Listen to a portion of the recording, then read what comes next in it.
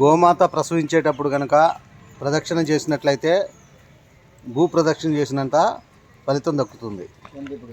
ఇప్పుడు మన ఏటుకూరులో గోమాత ప్రసవం జరుగుతుంది.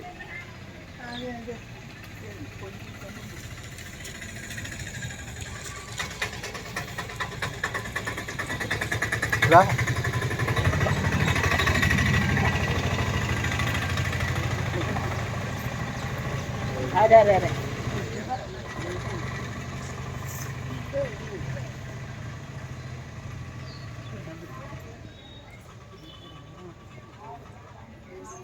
అందులో లాక్కూడదు.